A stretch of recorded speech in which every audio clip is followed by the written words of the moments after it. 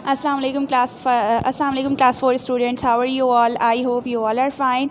As we know that we are studying chapter 4 heat and temperature. ठीक है students, heat and temperature में आज हम पढ़ने जा रहे हैं पेज नंबर 48 और 49 पर मौजूद topic comparing heat and temperature.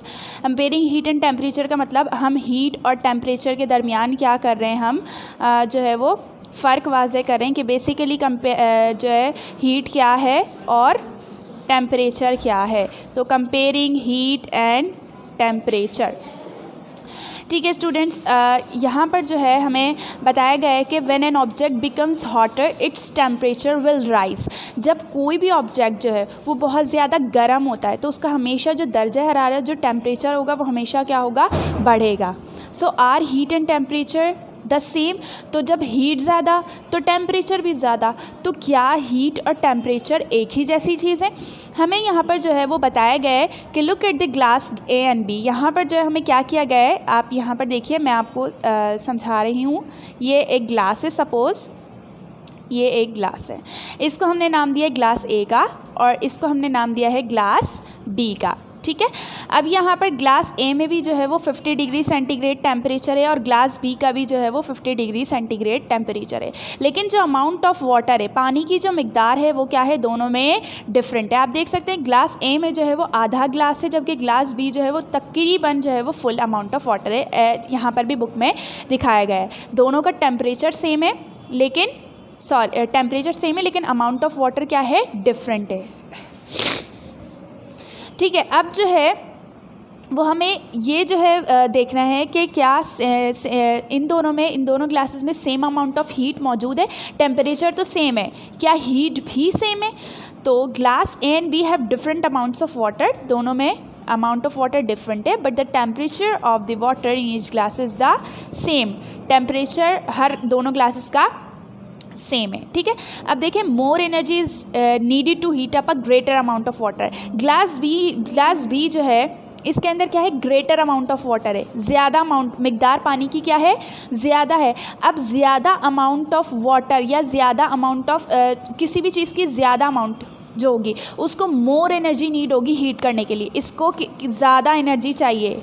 ठीक है, मोर एनर्जी, इसको ज़्यादा एनर्जी चाहिए ग्लास बी को, क्योंकि इसमें अमाउंट ऑफ वाटर क्या है, ज़्यादा है। इसका मतलब ग्लास ए और बी में जो अमाउंट ऑफ हीट की मिकदार ज़्यादा है, ज़्यादा मिकदार में हीट जिस ग्लास में मौजूद है वो कौन सा है, ग्लास बी। दोनों का टेम्परेचर सेम है लेकिन अमाउंट ऑफ वाटर डिफरेंट है। तो अमाउंट ऑफ वाटर जिस ग्लास में ज़्यादा होगी उससे ज़्यादा जो है वो हमें एनर्जी देने की ज़रूरत पड़ेगी, तो इसीलिए ग्लास बी में जो है वो हीट ज़्यादा यूज़ हुई है। ठीक है, तो इसका मतलब जो है वो हीट और टेम्परेचर दोनों सेम नहीं है, दोनों में डिफरेंस है। अगर किसी दो ऑब्जेक्ट्स का टेम्परेचर सेम है लेकिन अमाउंट ऑफ थिंग यानी किसी भी चीज़ की मिकदार में फ़र्क है तो हीट और टेम्परेचर में भी हीट में भी फ़र्क होगा। ठीक है, अब हमें जो है वो यहाँ नीचे बताया गया है कि और दो मज़ीद ग्लासेस दिखाए गए हैं जिन्हें सी और डी का नाम दिया गया है। ठीक है, मैं यहाँ पर बना रही हूँ, एक ग्लास सी, ये ग्लास डी, सही है। अब यहाँ पर किया गया है कि सेम अमाउंट ऑफ वाटर रखा है, यानी पानी की मिकदार दोनों में क्या है, सेम है, लेकिन डिफरेंट टेम्परेचर है। ग्लास सी का है 50 डिग्री सेंटीग्रेड और ग्लास डी का है 100 डिग्री सेंटीग्रेड। ठीक है, ग्लास सी का temperature 50 degree centigrade, glass D का टेम्परेचर 100 डिग्री सेंटीग्रेड। ठीक है, अब यहाँ पर कह रहे हैं कि सेम अमाउंट ऑफ वाटर है तो क्या टेम्परेचर जो है, ठीक है, वो भी सेम होगा। सेम तो हमें दिख नहीं रहा। ठीक है, ग्लास सी में 50 डिग्री सेंटीग्रेड, ग्लास डी में 100 डिग्री सेंटीग्रेड। क्या इन दोनों ग्लासेस में भी सेम अमाउंट ऑफ हीट मौजूद है?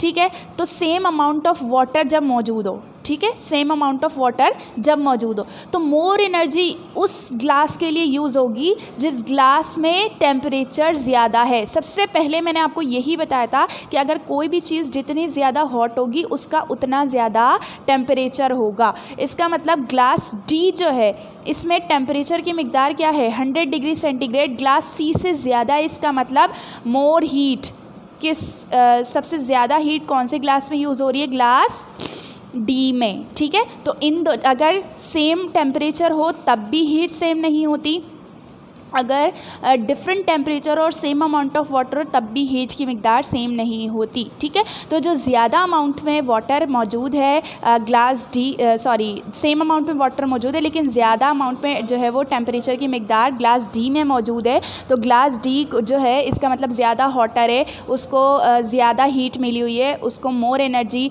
नीडेड है for heating. So that's why दोनों ग्लासेस में से ग्लास डी जो है इसके अंदर ज़्यादा अमाउंट में हीट मौजूद है, हीट की मिकदार इसमें ज़्यादा मौजूद है, ठीक है। जैसा कि हम सब जानते हैं हीट जो है वो फॉर्म ऑफ एनर्जी होती है, ठीक है। किसी भी चीज़ में, किसी भी ऑब्जेक्ट में कितनी हीट है ये डिपेंड करता है उसके वॉल्यूम पर। ये बात याद रखिएगा। वॉल्यूम क्या होता है? वॉल्यूम कहते हैं स्टूडेंट्स हजम को, यानी कोई किसी भी चीज़ ने कितनी ज़्यादा मिकदार ली हुई है। मिसाल के तौर पर ये मैं एक गिलास बना रही हूँ, ठीक है, अगर आपको दिख रहा हो, ठीक है। तो अगर ये मैं इसके अंदर इतना पानी मौजूद है, ये पानी है, ठीक है, तो ये क्या है? ये इसका वॉल्यूम है कि वो कितनी जगह ले रहा है, बेसिकली ये वॉल्यूम होता है, ठीक है। तो अमाउंट ऑफ हीट डिपेंड करती है कि किसी भी चीज़ का वॉल्यूम कितना है, ठीक है। अब यहाँ पर अगर हम देखें तो यहाँ पर क्या था? ग्लास बी में अमाउंट ऑफ वाटर ज़्यादा थी, ठीक है, अमाउंट ऑफ वाटर ज़्यादा थी, तो इसमें क्या हुई? हीट भी ज़्यादा थी। तो इसका मतलब है अगर किसी भी चीज़ की मिकदार ज़्यादा हो तो उसमें हीट भी ज़्यादा इस्तेमाल होगी या उसमें हीट भी ज़्यादा होगी। ऑन दी अदर हैंड अगर दूसरे इसके बरक्स हम टेम्परेचर को देखें तो टेम्परेचर क्या है? सिंपल जो है वो मेजरिंग है कि हाउ हॉट और कोल्ड समथिंग, कितनी कोई भी चीज़ कितनी ज़्यादा ठंडी या कितनी ज़्यादा गर्म है, ठीक है स्टूडेंट्स। आई होप आप लोग को समझ आया होगा कंपेयरिंग हीट एंड टेम्परेचर, कि हीट और टेम्परेचर को किस तरह से हम कंपेयर कर सकते हैं, तबादला कर सकते हैं, दोनों में किस तरह से फ़र्क वाज़े कर सकते हैं, ठीक है स्टूडेंट्स। अपना बहुत सारा ख्याल रखिएगा। अल्लाह हाफ़िज़।